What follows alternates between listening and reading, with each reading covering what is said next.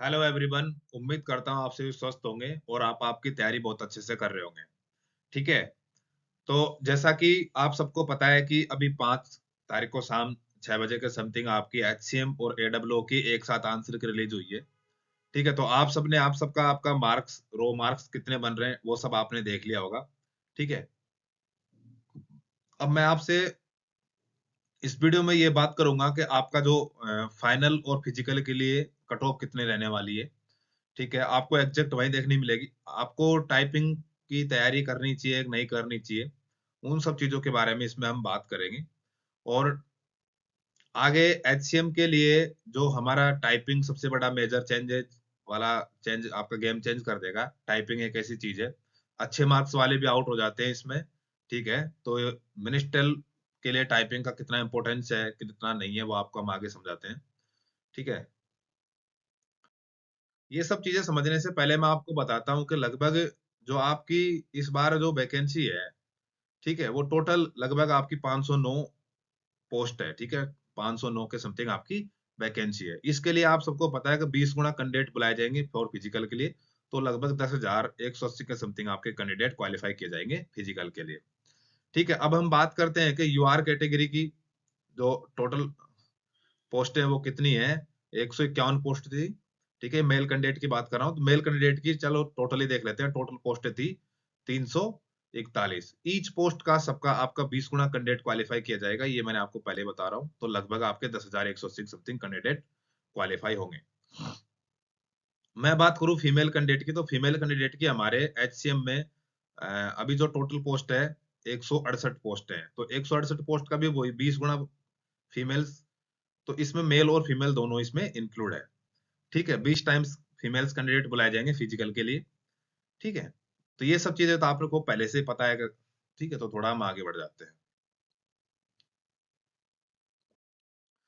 ठीक है। तो अब आप लोगों ने आंसर की चेक कर ली होगी। आंसर की के बारे में जो आपने बताया इसमें लिखा हुआ है स्पष्ट कि आप जो 5 तारीख से शाम को 6 बजे से लेके आप 7 तारीख के शाम 6 बजे तक आप अगर आपको लग रहा है कि कोई क्वेश्चन में ऑब्जेक्शन लगाना चाहिए, कोई क्वेश्चन गलत है, ठीक है, तो आप 50 रुपए देके आप ऑब्जेक्शन लगा सकते हो। ठीक। ऑब्जेक्शन विंडो एसएससी की साइट पे शाम को 7 तारीख तक शाम को 6 बजे तक ओपन रहेगी। तो जल्दी जल्दी आप आपके ऑब्जेक्शन डाल दो।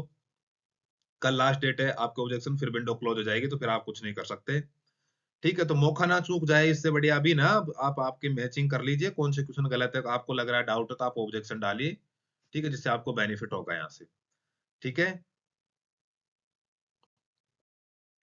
अब देखिए जो रैंकर्स जो मित्रा है उस पे लगभग 64,409, बहुत बड़ी अमाउंट में है। 64,409 स्टूडेंट का डाटा मिला है।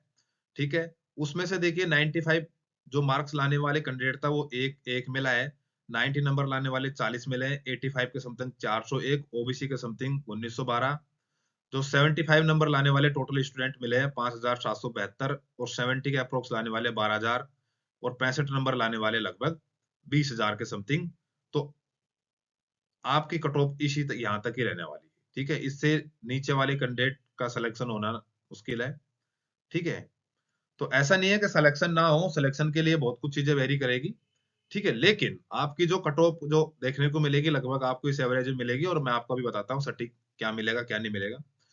ठीक है। तो मैं बात करता हूँ हमारी ओबीसी कैंडिडेट की कैटेगरी जो उसकी कट ऑफ की बात करता हूँ मैं, क्योंकि कट ऑफ जनरल की इसी से डिसाइड डिसाइड होती है।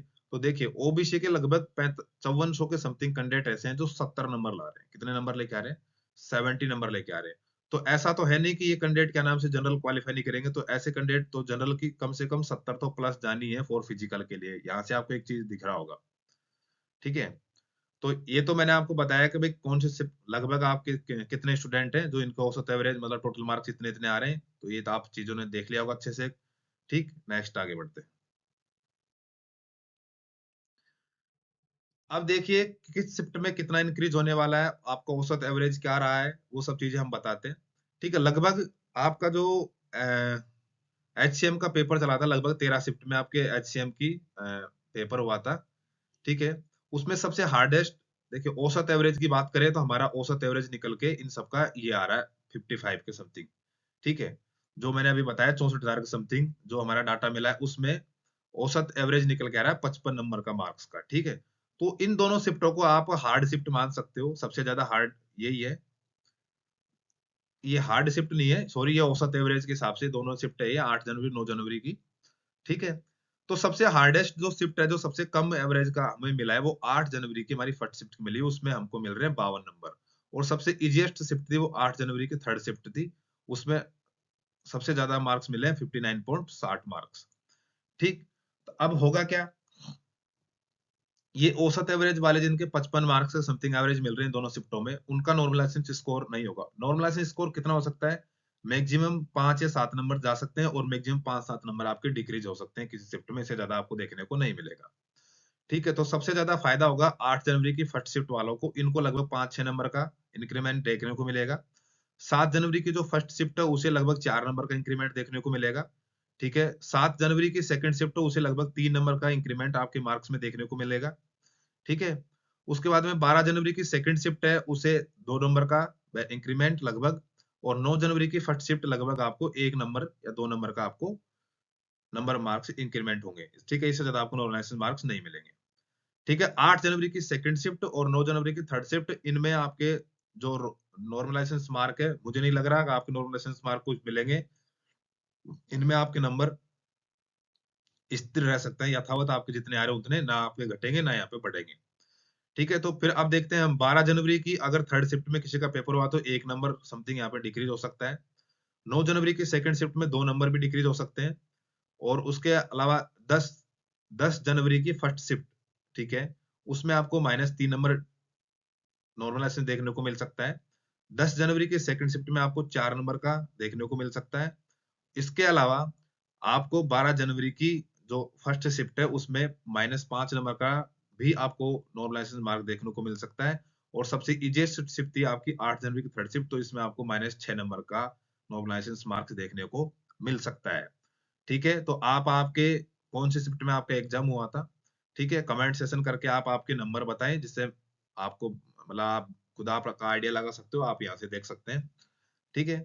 तो इतना इतना आपको इंक्रीमेंट देखने को मिलेगा, ठीक है।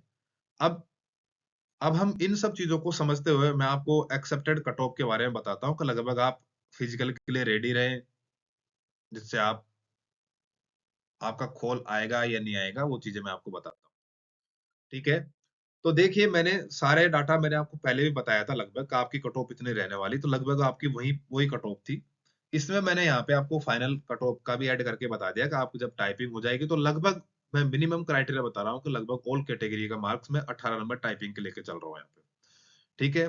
जो लो, इसमें देखिए आप ऐसा नहीं है, प्लस माइनस आप 2-3 नंबर आप कर सकते हो, ठीक है। इससे ज्यादा आपको देखने को वेरिएशन नहीं मिलेगा फॉर फिजिकल या फॉर फाइनल कॉल, इससे ज्यादा आपको कहीं कट ऑफ, इससे ज्यादा कट ऑफ नहीं जाएगी। सबसे पहले तो आप ये लिख लीजिए, ठीक है। तो जनरल वाले कैंडिडेट आप ध्यान रखें जिनके 68 65 प्लस मार्क्स भी आ रहे हैं, ठीक है, उनका फिजिकल कॉल होगा, ठीक है। ईडब्ल्यूएस वाले 67 के अप्रोक्स, ओबीसी 68 के समथिंग, एससी वाले 65 और एसटी वाले 62 नंबर के समथिंग आपका फिजिकल कॉल आ जाएगा, ठीक है। जब आप टाइपिंग टेस्ट क्वालिफाई कर देंगे उसके बाद में ये आपका फाइनल सिलेक्शन के लिए ये कट ऑफ रहने वाली है। जनरल की 92 लड़कों के लिए, और ईडब्ल्यूएस की 88, ठीक है, और ओबीसी की 90 और एससी की 85 और एसटी की 83 के समथिंग आपकी कट ऑफ फाइनल देखने को मिलेगी। इसी प्रकार हम बात करते हैं फीमेल कैंडिडेट की। फीमेल कैंडिडेट की जिनका फिजिकल कॉल आएगा यूआर कैटेगरी की लड़कियों के लिए, वो 63 पे आप फिजिकल क्वालिफाई हो जाओगे, लगभग 60, ऐसा नहीं है, प्लस माइनस लड़कियों के लिए भी आप प्लस माइनस 2-3 कर सकते हैं। ईडब्ल्यूएस की गर्ल्स के लिए 58, ओबीसी के लिए 57, ठीक है। ये मिनिमम कट ऑफ मैं फॉर फिजिकल के लिए बता रहा हूँ। एससी की 55 और एसटी की 48। इन लड़कियों के लिए भी मैं मैक्सिमम टाइपिंग मार्क्स लेके चल रहा हूँ, अगर आप 18 नंबर लेके आते हैं तो आपका फाइनल कॉल इस रेंज में हो जाएगा। यूआर की फीमेल कैंडिडेट 83 पे सिलेक्शन हो जाएगा, ईडब्ल्यूएस का 80 पे, ओबीसी का 78 के समथिंग आपको फाइनल कट ऑफ देखने को मिलेगी, एससी की 75 और एसटी की 70। आप एक्स सर्विसमैन है तो उसमें भी आप +18 या +15 नंबर आप टाइपिंग के लेके चले, और आप आपका फाइनल यहाँ पे नंबर रो करके देख लीजिए कि आपकी फाइनल सिलेक्शन होगा या नहीं होगा, ठीक है। तो देखिए, यहाँ तक तो मैंने आपको बता दी कट ऑफ, और अभी लगभग जो आपके आंसर की आई है उसके हिसाब से इतना रो स्कोर चल रहा है, तो उसके हिसाब से कट ऑफ यही जाने की संभावना है, ठीक है। लेकिन अब देखिए कट ऑफ 20 गुना कैंडिडेट जाएंगे, लेकिन 20 गुना कैंडिडेट में आपके अच्छे अच्छे मार्क्स वाले भी होंगे, लेकिन उनको टाइपिंग नहीं आती होगी। टाइपिंग ही सबसे बड़ा है एचसीएम में सिलेक्शन लेने के लिए। जब तक आप टाइपिंग और कंप्यूटर फॉर्मेटिंग नहीं सीखोगे, देखिए टाइपिंग की तैयारी मैं नहीं करवा रहा, लेकिन मैं आपको बता रहा हूँ कि टाइपिंग की स्पीड कम से कम आपकी 55 प्लस या 60 के अप्रोक्स आपकी टाइपिंग की स्पीड होनी चाहिए, तभी आपका सिलेक्शन होगा, अदरवाइज आपका सिलेक्शन नहीं होगा। इतना बहुत कंपटीशन रहता है एचसीएम में टाइपिंग का। ठीक है, मैं एचसीएम के लिए और एडब्ल्यू टीपीओ के लिए मैंने कंप्यूटर फॉर्मेटिंग टेस्ट का मैंने पूरा MS Word Excel PowerPoint उसका मैं यूट्यूब पे फ्री आपको सीएफटी सिखा रहा हूँ। तो वहां आप ज्वाइन हो जाइए और वहां से आप कंप्यूटर फॉर्मेटिंग सीख सकते हो। ठीक है, बाकी टाइपिंग की तैयारी आप जिस इंस्टीट्यूट से कर रहे हैं वहां से आप कर सकते हो, लेकिन टाइपिंग ही सबसे बड़ा गेम चेंजर होगा एचसीएम के लिए। ठीक है, जो टाइपिंग में अच्छे नंबर लेके आएगा उसका श्योर सिलेक्शन होगा। जो मैं मिनिमम रेंज बता रहा हूँ उसी रेंज पे आपकी कट ऑफ लगने वाली है, और मैक्सिमम जितना मैंने बता दिया मैक्सिमम आपकी कट ऑफ वहीं लगेगी। ठीक है, तो इस वीडियो में दोस्तों आपको इतना ही बताना था कि आपके आंसर की आने के बाद में आप क्या फिजिकल के लिए तैयारी करनी चाहिए, क्या हमें आगे स्टेज के लिए तैयारी करनी चाहिए, तो वो सब चीजें मैंने आपको एक्सप्लेन कर दी। तो जय हिंद, जय भारत।